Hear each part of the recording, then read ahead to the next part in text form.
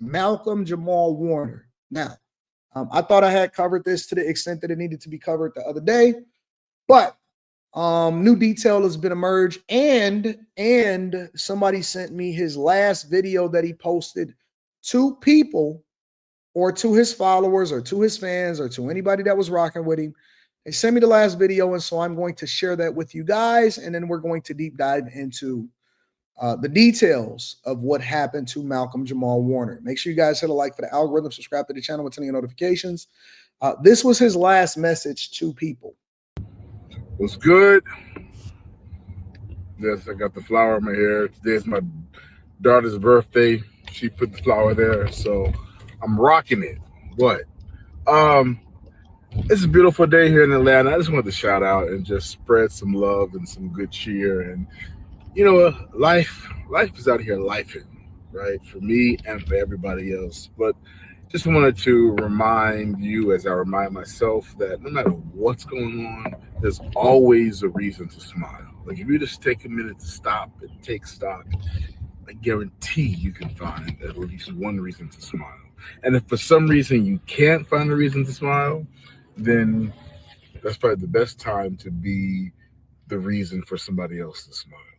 So find a smile for yourself and be a reason for someone else to smile. That's all I got. Listen to love because it's been a minute. Peace and love, and I'll be back soon. And as soon as somebody said that they're going to be back soon, they never back soon. As soon as somebody said that they're going to be back soon, they never back soon. It's bothersome sometimes, you know what I'm saying? Because it's like you see these demons and you see these devils running around, and you know, they out here just creating havoc and chaos. And you be wondering to yourself, how do they live to be 80 and 90 years old? You know? How do people that are the worst for society and the culture live to be 80 and 90 years old? There's prisoners that be in prison living to be 80 and 90 years old, has done some of the worst things on earth. You know? That's why I stopped making motivational videos for Instagram. Because it seemed like everybody that make a last video, a motivational video where they trying to be positive, they'd be like, all right, time to come on home. Snatchies. I don't make no motivation. Only thing I post on Instagram is me riding in the car. You know what I'm saying? Chilling. I don't do no, you know what, guys? Just wanted to tap in today and say, you are loved. You're special. Just wanted to get it on. Anytime I have a motivational message and I be thinking about myself, I'm about to post something on Instagram, I just go ahead and put the phone down. I just go ahead and put the phone down, because every time we pull up their last message, it'd be like a farewell message. You know, my daughter, they put this in my ear, and she told me she loved me today. I ain't lying. I am not lying. Every single time I be thinking about it. Me and my daughter I think about my father, right? And I don't think that this is relevant to it, but as far as like it coincides, because you could be a good person, you could be a positive person, all of that, right? I think about my daughter because I think about my father. And my father, before he passed, we were like this. You know how y'all hate y'all parents? That was never me and my father. You know how you take to your mother? I took to my father. And we talked sometimes for 3 and 4 hours a day. And we lived next door to each other. That's how crazy it was. For the last, I would say, 5 years, maybe even less than that, maybe 4 years of my father's life, we spent so much time with each other at night, because he was the maintenance man of the facility that you know what I'm saying, that I was in for free. So he had a townhouse and I had a townhouse, and we were next door to each other. So anytime, right before sometimes I would go to bed or right before I would turn in, or I knew he was about to go to bed because he had to get up early in the morning, I would go next door and I would just lay on the floor and we would talk and we would laugh and we would kick it, right? And so we would have all of these conversations. And he always used to tell me, because he loved the pancake house. He loved the pancake house. And so I would tell him, I would say, you know what? I'm almost there. I'm almost there.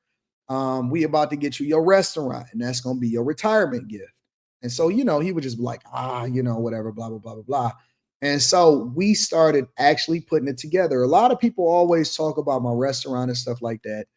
My first restaurant that I ever built, but I built it for him. I was building the restaurant. It was for him. It was his gift. It was the thing that he was going to be able to run because he was tired of working for people. And so, when I got successful and when I, got to the point to where I was financially in a space, we were working on it together. I fell off the roof. We got multiple different pictures. I'll show y'all some of the pictures of us building it together. He worked with the contractors. He was there after he got off of work from his maintenance job in order to ensure that, the plumbing people did their job and all of that. So we were working together. The reason why it broke me so bad when he passed away is because we were at like the 75, 80% mark of finishing it, and it was going to be him. So my goal was to finish what we started, and that was it. You know what I'm saying? But it's funny because the reason why I'm telling this story is because it's almost like we were so close that the day that he died, we had talked 2 hours before I had went into corporate. I was on my way into corporate America. And I was like, all right, I'm going to see you at the restaurant later on today. We got some contractors coming in or whatever, so on and so forth. And then I have, got the phone call. I actually got the phone call, I believe, from my family before I got the phone call from the police. And it was like, you need to come home. You need to come home. You need to come home. You need to come home. I'm like, what do y'all keep asking me to come home for? Why are you asking me to come home? Stop asking me to come home. Come home for what? So I knew it was really bad. It was like, it's your dad. And so I'm like, oh man, here we go. Then the police called me and they told me what happened. And so that was it. You know what I'm saying? But it almost seems like, when I talk to my daughter, and me and my daughter have almost the same relationship as my father, and it's scary. It's super scary sometimes how close we are. When I walked into the door yesterday at the Airbnb, she was waiting outside for me, my 17-year-old daughter. She was waiting outside for me, and she says, what took you so long? Because she got my location or whatever, right? She followed me on Find My. And I said, what do you mean? You made a stop at In-N-Out Burger. You did this, you did this. So she started talking all about it. And so she comes outside and she just jumps into my arms. You know what I'm saying? Like our relationship. And so the first thing, and she like, you smell like outside. Why are you laying in my bed? You smell like outside. Why are you laying in my bed? I said, but that's because I had the top dropped. You know what I'm saying? And I was riding through. So then she just lays on me. And I'm supposed to be getting ready for the live stream last night, but I got my daughter laying on me, right? And we so close that sometimes it feels scary because it's almost like it's at that moment. It's at that moment where you're the closest to, the people that are close to you, that something is almost like happens. And I almost want to program myself and condition myself to say, we got to get out of this mindset because we so used to being in a negative space. We so used to hating people. We so used to divesting ourselves from family. We so divided sometimes that we almost think that having a blissful moment with people or having best friends or people that like you is the end of you. Oh man, you fulfilled your purpose. It's time for God to take you. No, it ain't. I'm going to be here for another 40 years, my nigga. It ain't time to go yet. People can love me. People can love you, and you could still have another 40 years on this life, on this earth. But it almost seems like every single time that you get that, you know what I'm saying, that thing, every single time you get that message from somebody, you just, for me, I started to get worried a little bit, and I think it's just from PTSD, not PTSD, but it's just from past experiences where It's like you see that person and it's like they so good and they so nice, and it's like the next day they gone.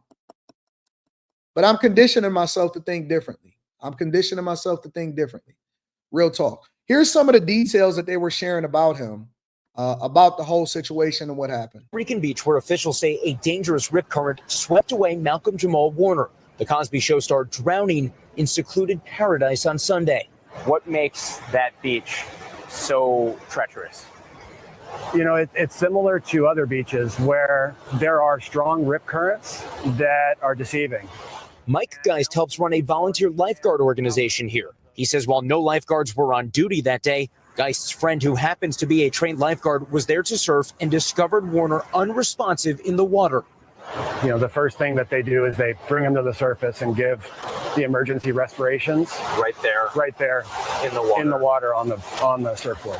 And when he didn't respond to that, my friend rapidly took him into the beach and they immediately began CPR. These are the first things we saw when we pulled up to the beach. Signs in Spanish and English warning people about potentially hazardous conditions. This sign even giving a roadmap for how to escape a rip current. Costa Rica's Red Cross says they were able to rescue another man alive who was taken to a clinic in critical condition. Meanwhile, tonight, the outpouring continuing to grow. Blue suede shoes, hit it. 1 for the money, 2 for the show. Raven Simone, who played Warner's niece on The Cosby Show, posting this emotional tribute. He was the big brother. He was one of the most multifaceted, talented men. So gentle. In a 2013 interview, Warner said his proudest achievement wasn't the hit sitcom, but building a life beyond The Cosby Show. If I die tomorrow, I know I would go with a smile on my face. And with that, Jesse joins us now live from Costa Rica. Jesse, officials say Warner's autopsy is now complete.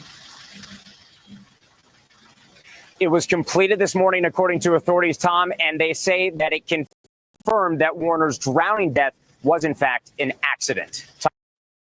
Yeah, man, it's so many people scared of water. I don't think that the most dangerous thing on the face of this earth is any terrorist. I don't think it has anything with a politician. I don't think it has nothing to do with war. I think that the most dangerous thing on the face of this earth is the ocean. The most dangerous thing, I think that the ocean is the most, and I'm not afraid of it.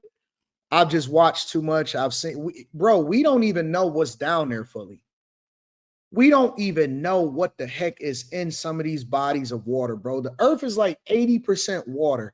I think that the ocean, bro, is the most scary thing on the, not the zombie. I can handle the zombie apocalypse. People be scared. Water.